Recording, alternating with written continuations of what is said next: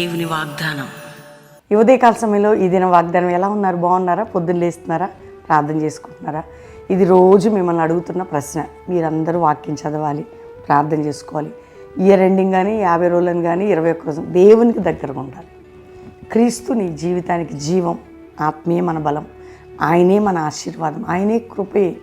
ఏదో ఆశీర్వాదం కోసం ఆయన వెతకడం కాదు, కానీ నిజముగా ఆయనను వెతకాలి. ప్రేమతో తండ్రిగా ఆయనను ప్రేమించాలి, దేవుడిగా ఆయనను స్తుతించాలి. అందుకని దేవుడు మనతో మాట్లాడుతున్న ప్రతి మాట మన హృదయంలో అద్భుతమైనటువంటి జీవితాన్ని దేవుడు నీకు ఇచ్చాడు, రక్షణ ఇచ్చాడు, విలువ ఇచ్చాడు.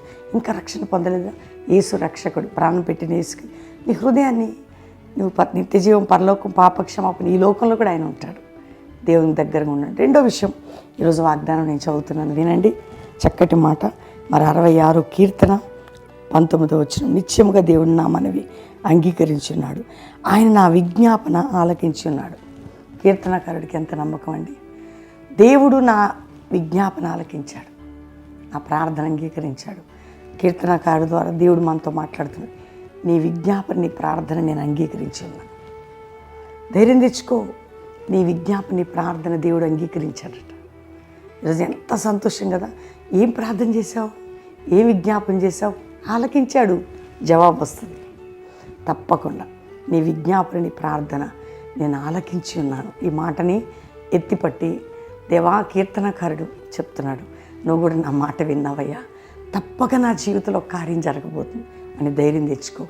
ఇంకా ప్రార్థన చేయక మానకు, ప్రభుకు దగ్గరుండు. ఈ మాటను బట్టి ధైర్యంగా ఉండి దేవుని ఇంకా ప్రార్థిస్తూ ముందుకు సాగు. ప్రార్థన చేసుకుందాం. తండ్రి, ఎంతమంది బిడ్డలకు రక్షణ లేదు, రక్షణ నాయన. పడిపోయిన ఆత్మీయ జీవితాన్ని కట్టయ్యా. త్రాగుడు, వ్యసనములు, జోదములు, పాపములు ఏ గృహంలో ఉన్నా రక్షించి విడిపించు. ఆత్మీకంగా పడిపోయిన వారిని, రోగముతో ఉన్న వారిని, మానసిక ఒత్తిడితో ఉన్న వారిని, శోధనలో ఉన్న వారిని విడిపించు నాయన. కోర్టు కేసులు ఉన్న వారి ఎవరికైనా మా డబ్బు ఇచ్చి ఇవ్వకుండా ఏడిపిస్తుంటే వారికి భయం పుట్టి మా డబ్బు మాకు తెచ్చేయాలి నాయన.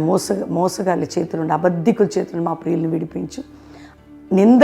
నిందబెట్టాలని వెంటబడుతున్న వారి చేతుల నుంచి విడిపించు నాయన. మోసం చేసే వారి చేతుల నుంచి విడిపించు నాయన. కోర్టు కేసు కొట్టివేయబడి భార్యాభర్తలు విడిపోతే కట్టబడాలి. ఉన్నా గొడవలున్నా సమాధాన సన్నిధి వారితో ఉండాలి.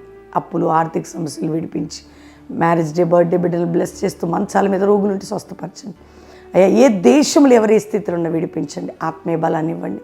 ఇదిగో ప్రభా, ఈ వాగ్దానం ప్రతి ఒక్కరి పట్ల జరిగించి ఒక జాషువా, మా ఆశ ఒకటే, క్రైస్తవ సంఘాల్లో, సమాజంలో ఒక జాషువా జనరేషన్, ఒక అపోస్తుల మినిస్ట్రీ రావాలి. నీ రాజ్యం బలంగా కట్టబట్టు కృప చూపి అందరికీ మీరు తోడై ఉండమని యేసు నామములో అడుగుచున్నాం తండ్రి, ఆమేన్. ఈ వాగ్దానం లైక్ చేసి షేర్ చేయండి, మంచి కామెంట్స్ పెట్టి దేవుని మహిమపరచండి. ఈరోజే అండి, మీ అందరికి తెలుసు, ఫుట్బాల్ గ్రౌండ్ యాప్రాల్, ఆ యొక్క జవహర్ నగర్ ఫుట్బాల్ గ్రౌండ్ యాప్రాల్లో మీటింగ్ ఉంది. ప్రార్థన చేయండి. అందరూ సిటీ చుట్టుపక్కల వారు పాలు పొందండి. మరి ప్రతి శనివారం బెల్లంపల్లిలో సువార్త సభ. బెల్లంపల్లి రేపు సాటర్డే రండి. బెల్లంపల్లికి వచ్చి ఒక్క పూట చక్కటి ప్రార్థన స్థలంలో ఉండి ఆదివారం కూడా అటెండ్ అయ్యి వ్యక్తిగత ప్రేయర్ చేయించుకొని వెళ్ళొచ్చు.